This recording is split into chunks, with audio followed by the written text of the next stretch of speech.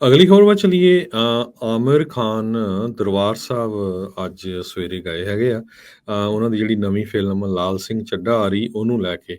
ਆਮਿਰ ਖਾਨ ਬਹੁਤ ਹੀ ਵਧੀਆ ਬਾਲੀਵੁੱਡ ਦਾ ਐਕਟਰ ਹੈਗਾ। ਪਿਛਲੇ ਦਿਨਾਂ ਦੇ ਵਿੱਚ ਜੋ ਬੀਜੇਪੀ ਆ ਜਾਂ ਉੱਥੇ ਦੀ ਰੈਡੀਕਲ ਹਿੰਦੂ ਆਰਗੇਨਾਈਜੇਸ਼ਨਸ ਆ, ਉਹਨਾਂ ਨੇ ਇਸ ਦੀ ਜੋ ਫਿਲਮ ਆਈ ਆ ਲਾਲ ਸਿੰਘ ਚੱਡਾ, ਉਸ ਨੂੰ ਬਾਈਕਾਟ ਕਰਨ ਦੇ ਲਈ ਪੂਰਾ ਜ਼ੋਰ ਲਾਇਆ। ਟਵਿੱਟਰ ਦੇ ਉੱਤੇ ਪਹਿਲੇ 2-3 ਟ੍ਰੈਂਡਸ ਦੇ ਵਿੱਚ ਇਹ ਚੱਲ ਰਿਹਾ ਬਾਈਕਾਟ ਲਾਲ ਸਿੰਘ ਚੱਡਾ। ਇਹ ਬਹੁਤ ਹੀ ਵਧੀਆ ਫਿਲਮ ਉਸਨੇ ਬਣਾਈ ਆ।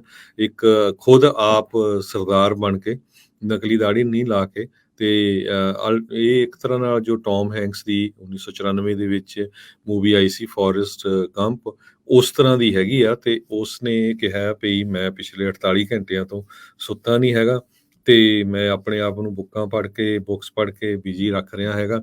11 ਅਗਸਤ ਨੂੰ ਇਹ ਮੂਵੀ ਰਿਲੀਜ਼ ਹੋਣੀ ਹੈਗੀ ਆ।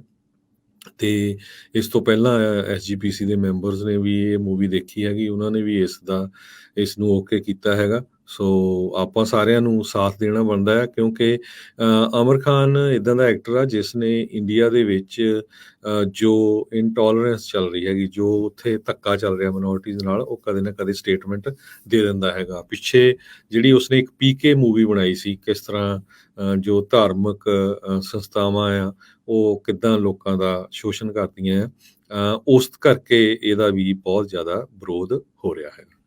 ਅਗਲੀ ਖਬਰ ਵੱਲ ਚਲੀਏ। ਆਮਿਰ ਖਾਨ ਦਰਬਾਰ ਸਾਹਿਬ ਅੱਜ ਸਵੇਰੇ ਗਏ ਹੈਗੇ ਆ। ਉਹਨਾਂ ਦੀ ਜਿਹੜੀ ਨਵੀਂ ਫਿਲਮ ਲਾਲ ਸਿੰਘ ਚੱਡਾ ਆ ਰਹੀ ਉਹਨੂੰ ਲੈ ਕੇ।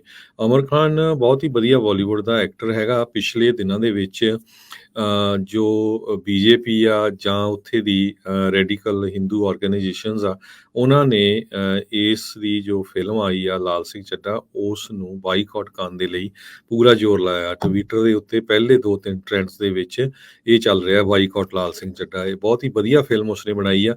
ਇੱਕ ਖੁਦ ਆਪ ਸਰਦਾਰ ਬਣ ਕੇ, ਨਕਲੀ ਦਾੜੀ ਨਹੀਂ ਲਾ ਕੇ, ਤੇ ਇਹ ਇੱਕ ਤਰ੍ਹਾਂ ਨਾਲ ਜੋ ਟੌਮ ਹੈਂਕਸ ਦੀ 1994 ਦੇ ਵਿੱਚ ਮੂਵੀ ਆਈ ਸੀ ਫੋਰੈਸਟ ਗੰਪ, ਉਸ ਤਰ੍ਹਾਂ ਦੀ ਹੈਗੀ ਆ। ਤੇ ਉਸਨੇ ਕਿਹਾ ਵੀ ਮੈਂ ਪਿਛਲੇ 48 ਘੰਟਿਆਂ ਤੋਂ ਸੁੱਤਾ ਨਹੀਂ ਹੈਗਾ ਤੇ ਮੈਂ ਆਪਣੇ ਆਪ ਨੂੰ ਬੁੱਕਸ ਪੜ੍ਹ ਕੇ ਬਿਜੀ ਰੱਖ ਰਿਹਾ ਹੈਗਾ। 11 ਅਗਸਤ ਨੂੰ ਇਹ ਮੂਵੀ ਰਿਲੀਜ਼ ਹੋਣੀ ਹੈਗੀ ਆ।